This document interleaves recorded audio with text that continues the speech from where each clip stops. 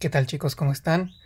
Vamos a continuar con nuestras clases en línea y vamos a ver ahora intercambio de gases, transporte de oxígeno en la sangre, transporte de dióxido de carbono en la sangre, hipoxia e hipoxemia. ¿Sale? Hasta ahora hemos visto un poquito de la fisiología respiratoria, pero hasta ahí nada más. No hemos visto alguna otra cosa ya a nivel microscópico de cómo funciona el intercambio gaseoso y qué es lo que vamos a ver ahora.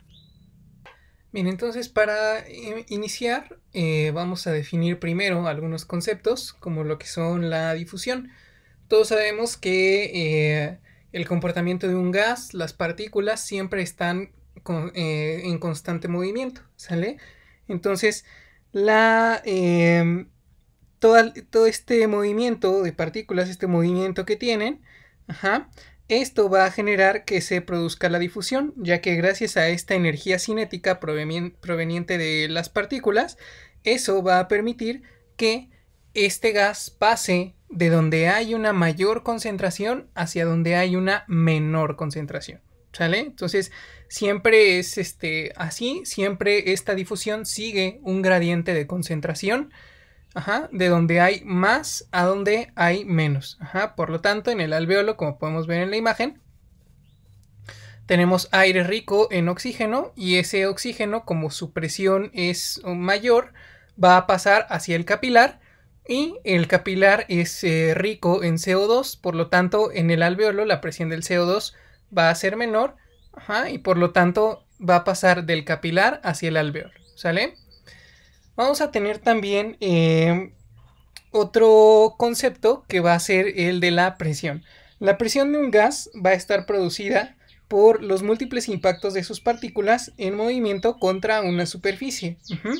Por lo tanto, la presión, va a ser directamente proporcional a la concentración de las moléculas de este gas. ¿A qué se refiere con esto? Entonces, entre más moléculas de ese gas haya, pues va a haber mayor presión, ¿sale? Por otra parte, la velocidad de difusión de cada uno de los gases es directamente proporcional a la presión, solo que se denomina presión parcial de ese gas. ¿A qué se refiere esta presión parcial? Si nosotros hiciéramos una división del aire atmosférico, veríamos que ese aire tiene distintos componentes. En su mayoría está compuesto por nitrógeno en un 78%, que pueden ver ahí en el recuadro naranja, oxígeno en un 21% y CO2 y otros gases en un 1%. ¿Sale? Entonces vean ahí en nitrógeno la presión como tal. Si yo le sacara de toda esa mezcla de gases que es el aire, que son los tres recuadros que ustedes tienen ahí, yo tendría la presión atmosférica que sería más o menos de 760 milímetros de mercurio a nivel del mar. Obviamente esto va a variar dependiendo del lugar en el que estemos, ¿sale? Pero vamos a dejarlo ahorita a nivel del mar. La presión atmosférica es de 760 milímetros de mercurio, ¿sale? Por lo tanto, si yo de esos 760 milímetros de mercurio quisiera saber cuánto es la presión que ejerce el nitrógeno, entonces yo tendría que esa presión que ejerce el nitrógeno es de 597 milímetros de mercurio. La presión del oxígeno es de 159 milímetros de mercurio y la presión del CO2 es de 4 milímetros de mercurio. Entonces, a cada una de estas, de los 597, de los 159, de los 4 milímetros, que conforman cada una de estas presiones, le voy a llamar yo presión parcial. ¿Por qué? Porque es una fracción de ese total que serían los 760 milímetros de mercurio. Por lo tanto, yo puedo tener una presión parcial de nitrógeno, que está abreviado así, una presión parcial de oxígeno y una presión parcial de CO2.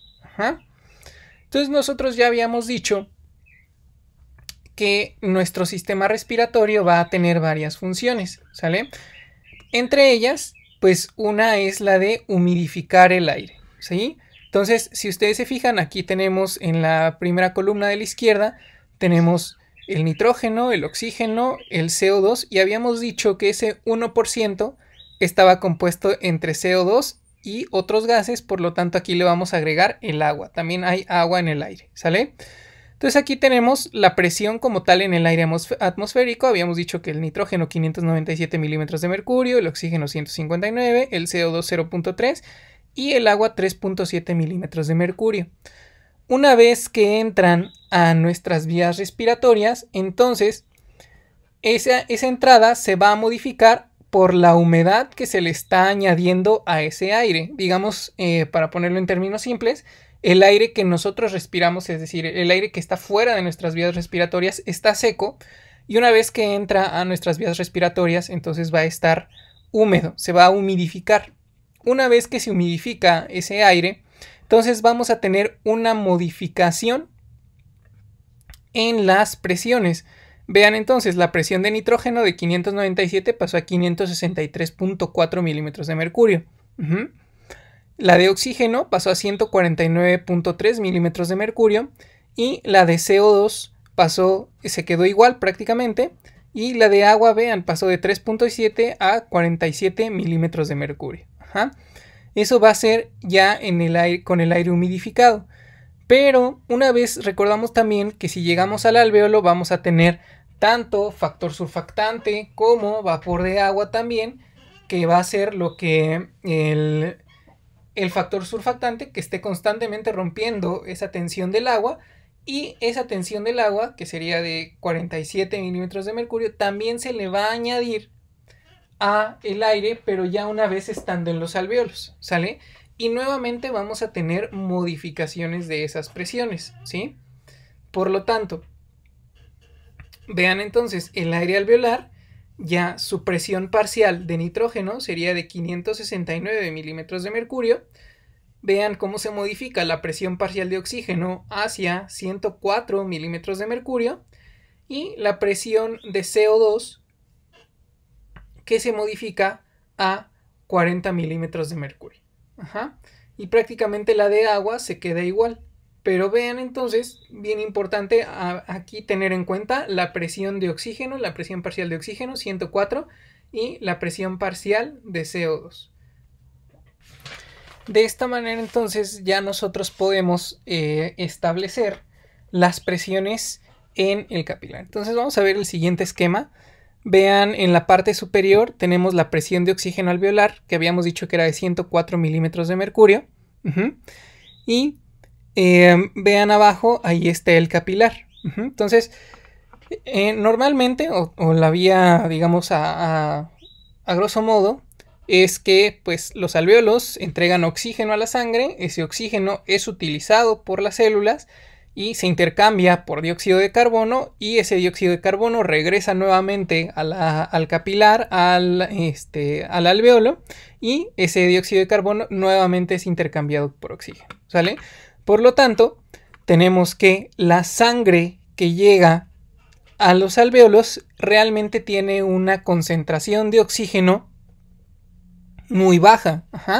Vean ahí, dice extremo arterial, porque recuerden que en los pulmones tenemos invertidas las circulaciones. Las arterias llevan sangre venosa y las venas llevan sangre oxigenada. O las arterias llevan sangre desoxigenada, ¿sale?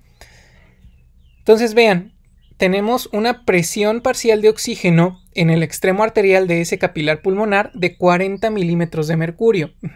Si habíamos dicho entonces que requerimos un gradiente de presión para que ese gas pase de donde hay más hacia donde hay menos, entonces esos 40 milímetros de mercurio, al entrar en contacto con la presión que hay del alvéolo, en el alvéolo hay 104 milímetros de mercurio, entonces esta presión parcial de oxígeno va a aumentar en el capilar pulmonar, y en vez de quedarse con esos 40 milímetros de mercurio, se va a ir con una presión de oxígeno de 104 milímetros de mercurio.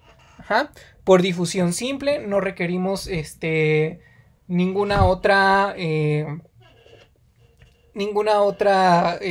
fuente de energía ni nada por el estilo, ¿sale?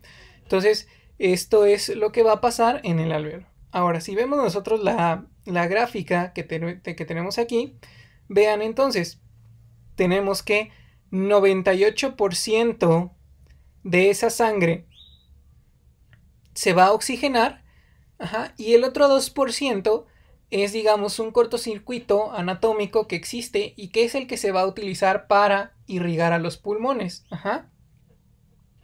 Por lo tanto, una vez que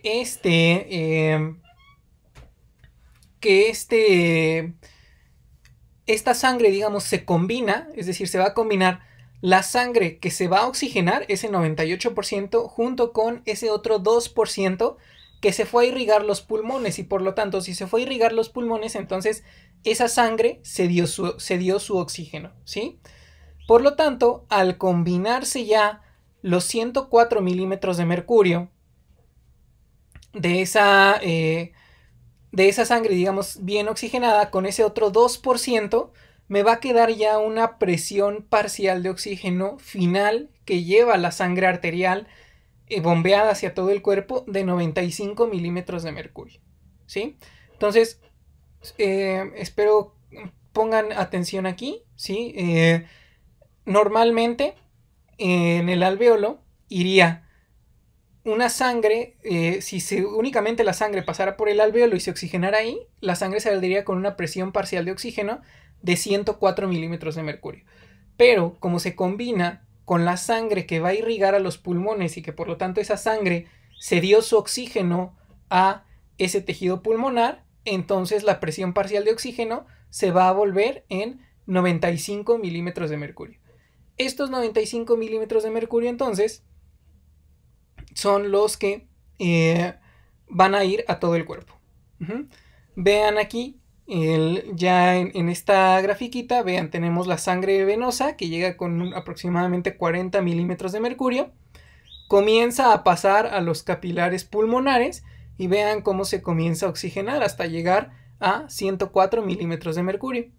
Vean ahí donde está la llavecita, la segunda línea negra, y entonces dice, se mezcla con la sangre del cortocircuito pulmonar, y entonces ya me quedan 95 milímetros de mercurio para la sangre arterial, que nuevamente va a viajar hacia los capilares sistémicos, va a tener su intercambio de gases con los tejidos y finalmente llegaría como sangre venosa nuevamente con 40 milímetros de mercurio de presión parcial de oxígeno. ¿Sale? Muy bien, vamos a ver ahora entonces cómo difunde ese oxígeno a los tejidos.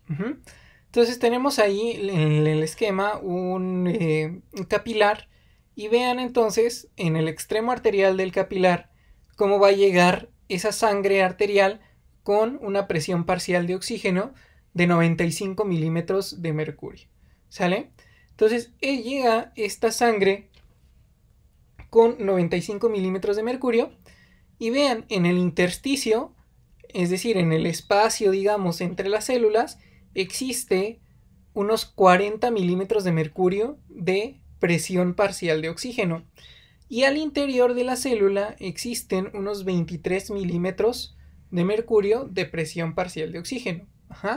Por lo tanto, cuando estos 95 milímetros de mercurio llegan a este capilar, gracias nuevamente a que sigue el gradiente de concentración que va a pasar de donde hay más a donde hay menos, entonces ese oxígeno puede pasar al intersticio, y como en el intersticio sigue siendo mayor que en el interior de la célula, esto también le va a permitir el intercambio entre el oxígeno que existe ahora en ese intersticio hacia el interior de la célula.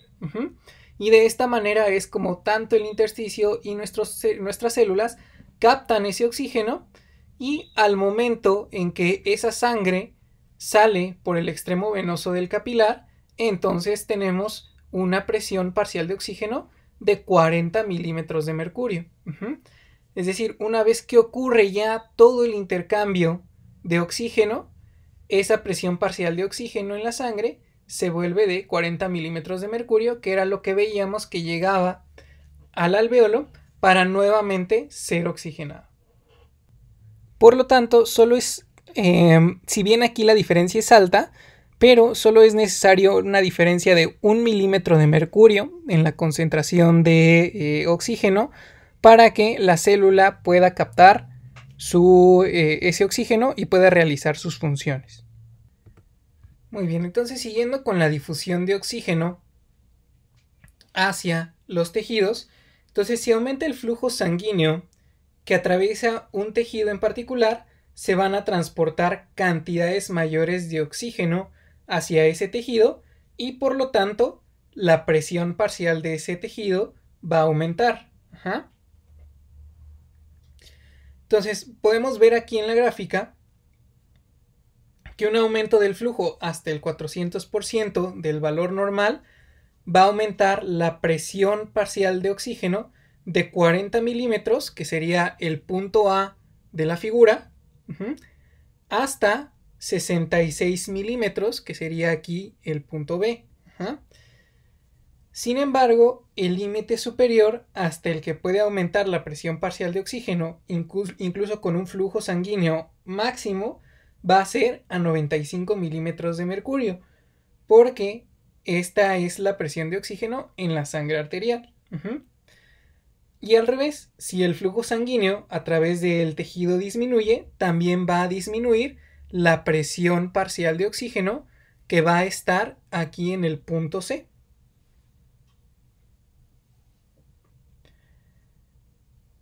Por lo tanto, la presión parcial de oxígeno en los tejidos va a estar determinada por un equilibrio entre la velocidad del transporte del oxígeno en la sangre hacia los tejidos y la velocidad con la que los tejidos utilizan el O2, el oxígeno. Muy bien, vamos a hablar ahora entonces de la difusión, pero ahora de dióxido de carbono. Entonces, prácticamente cuando las células utilizan el oxígeno, pues todo se va a convertir en CO2. Esto va a ocasionar que pues aumente, al haber más CO2, aumenta la concentración y por lo tanto pues la presión parcial de CO2 intracelular va a aumentar. Entonces, debido a esta elevación, el CO2 pues va a difundir de las células hacia los capilares. Y por lo tanto pues va a ser transportado por la sangre hacia los pulmones, ¿sale? Y pues ya lo que veíamos al principio, ¿no? Va a difundir desde los capilares hacia los alvéolos para ser expirado en una respiración normal. Sin embargo, hay una gran diferencia entre la difusión del CO2 y la del oxígeno, y esto tiene que ver con que el dióxido de carbono difunde unas 20 veces más rápido que el oxígeno. Por lo tanto, requiere unas menores diferencias de presión para producir su difusión. Estas presiones pues obviamente son menores que las requeridas para el oxígeno y vamos, como vemos en la imagen, pues más o menos abarcan las siguientes. Intracelularmente, más o menos es de unos 46 milímetros de mercurio. En el intersticio es de 45 milímetros de mercurio. Y como tal, en el capilar va a ser de 40 milímetros de mercurio. Por lo tanto, vamos a tener que esta difusión de CO2 va a ser en dirección opuesta a la del oxígeno. Entonces, vean, ahora va a pasar de donde hay más, nuevamente pasa de donde hay más a donde hay menos. Entonces va a ir de la célula al intersticio y del intersticio al capilar. ¿Para qué? Para que una vez que entren estos 40 milímetros de mercurio al capilar, esta presión parcial de CO2 salga y va a salir aumentada en 45 milímetros de mercurio. Es decir, estos, vean, entró con 40 y una vez que recibió todo este intercambio salió con 45 milímetros de mercurio en el extremo venoso capilar.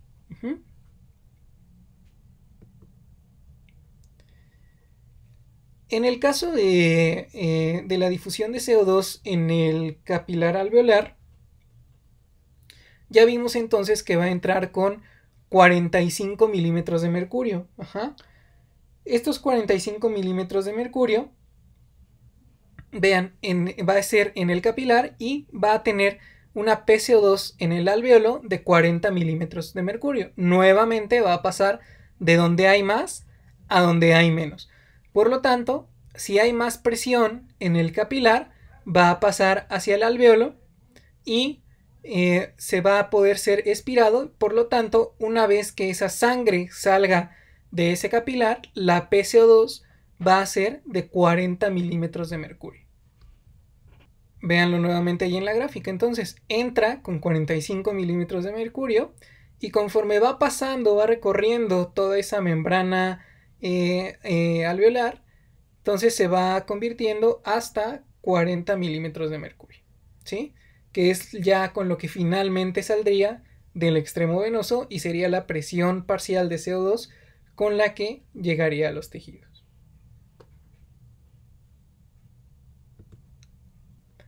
Bien, entonces vean la gráfica, donde aquí estamos evaluando ahora el flujo sanguíneo de los capilares y el metabolismo del tejido. Ajá. Entonces, aquí lo vamos a tener de manera opuesta a la presión parcial de oxígeno. Vean entonces, si estamos en el punto A, que sería, digamos, el metabolismo normal y el flujo sanguíneo normal, entonces una disminución del flujo sanguíneo, que en este caso tendría el punto B, aumentaría la PCO2 en los tejidos periféricos de 45 hasta 60 milímetros de mercurio. Y al revés, si aumentamos el flujo hasta 6 veces el valor de lo normal, como lo tendríamos en el punto C, entonces esto reduciría la PCO2 de 45 milímetros de mercurio hasta 41 milímetros de mercurio. Vean, casi se igualan, ¿no?, las presiones que existen de CO2 con 41 con la de las arterias. ¿Sale? Entonces vean, por ejemplo, si aumentamos 10 veces el metabolismo tisular, va a aumentar también la PCO2 del líquido intersticial para todas las velocidades de flujo sanguíneo.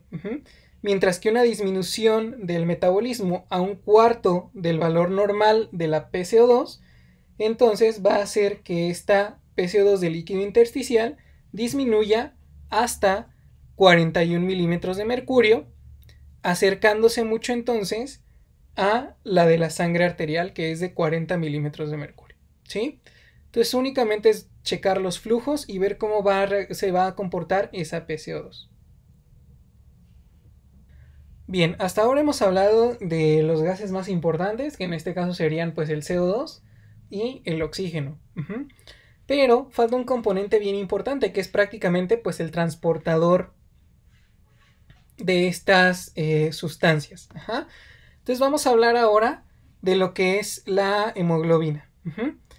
La hemoglobina, pues bueno, en condiciones normales, 97% del oxígeno de los pulmones es transportado en combinación con la hemoglobina. La hemoglobina ya sabemos pues que se encuentra en los eritrocitos. Y el otro 3% de ese oxígeno va a ir disuelto en el plasma, es decir, en la parte líquida de la sangre. Por lo tanto, en condiciones normales, el oxígeno es transportado hacia los tejidos casi totalmente por la hemoglobina. Cuando la presión parcial de oxígeno es elevada, como por ejemplo en los capilares pulmonares, el oxígeno se va a unir a la hemoglobina, pero cuando la presión parcial de oxígeno es baja, como en los tejidos, entonces el oxígeno se va a liberar de la hemoglobina. Estas dos es casi la base de todo el transporte de oxígeno desde los pulmones hacia los tejidos. Y eso tiene que ver con algo que se llama curva de disociación de la hemoglobina. La curva de disociación de la hemoglobina no quiere decir nada más que qué tan fácil o qué tan difícil le va a hacer a la hemoglobina soltar ese oxígeno. Muy bien, entonces la curva, esta que vemos aquí en la gráfica, vean entonces, en la parte inferior tenemos la presión parcial de oxígeno en la sangre. En la parte izquierda tenemos la saturación de la hemoglobina. Y en la parte derecha tenemos los volúmenes expresados en porcentaje. ¿sale? Por lo tanto, yo tengo un cierto porcentaje de hemoglobina, es decir, tengo un 100% de hemoglobina y esa hemoglobina es capaz de transportar ese oxígeno, ¿sale? Por lo tanto, la curva de disociación de la hemoglobina va a mostrar este aumento progresivo, del porcentaje de hemoglobina unida al oxígeno a medida que aumenta la presión parcial de oxígeno en la sangre. Esto se denomina saturación porcentual de hemoglobina. Luego, cuando ustedes estén en los hospitales o si les ha tocado visitar a algún paciente, ustedes ven que en el dedito tienen como una pincita y es el pulso oxímetro. Precisamente esto es lo que mide el pulso oxímetro. ¿Qué tanto oxígeno está pegado a esta hemoglobina? Como la sangre que sale de los pulmones y entra en las arterias sistémicas habitualmente tiene una presión parcial de oxígeno de 95 milímetros de mercurio, se puede ver entonces en esta curva que la saturación habitual de la sangre es en promedio del 97%.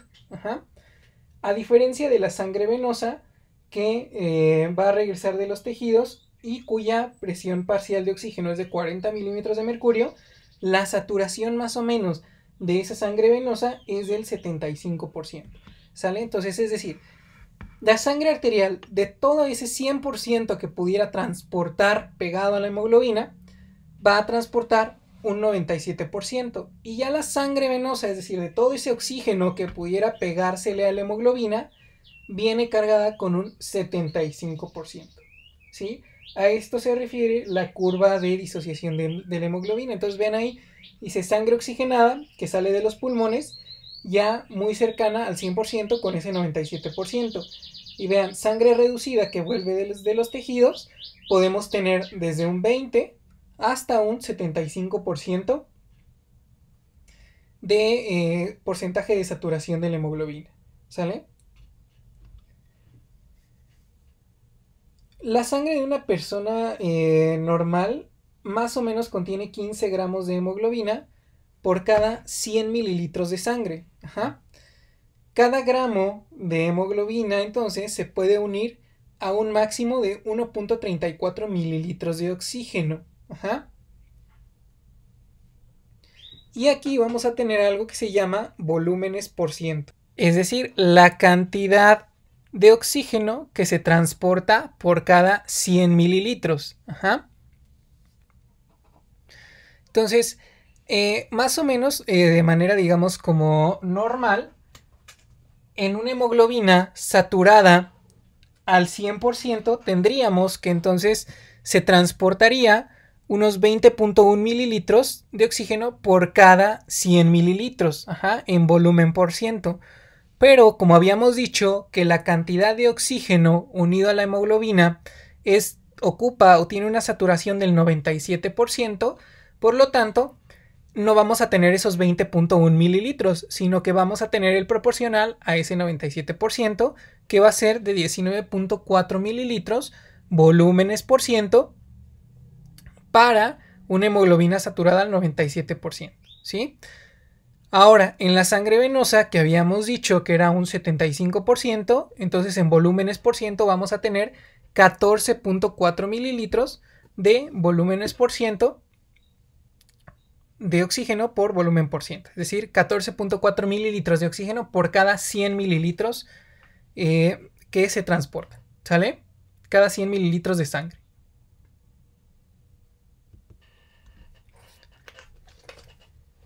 En cuanto al coeficiente de utilización, va a ser el porcentaje de sangre que ceda su oxígeno cuando pasa a través de los capilares. Ese es el coeficiente de utilización.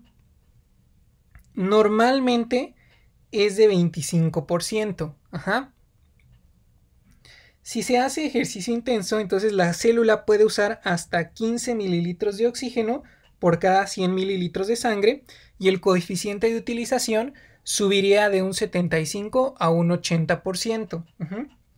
Y como tal, en el tejido como tal solo utiliza 5 mililitros por cada 100 mililitros de volúmenes por ciento, ¿sí? Ahora, dentro de la misma curva de disociación, vamos a tener acá algo que se llama efecto amortiguador de la hemoglobina. Este efecto amortiguador de la hemoglobina, entonces, esta capacidad que tiene la hemoglobina hace que, por ejemplo, vean aquí, a pesar de que baje la presión parcial de oxígeno en la hemoglobina, entonces, vean, puede bajar aquí donde dice presión de oxígeno en la sangre hasta 80, pero vean aquí la hemoglobina va a saturar más o menos por ahí de 89. Ajá. ¿Qué quiere decir esto? Que a pesar de que podamos tener grandes cambios en la presión parcial de oxígeno, la saturación de la hemoglobina se va a permanecer relativamente constante.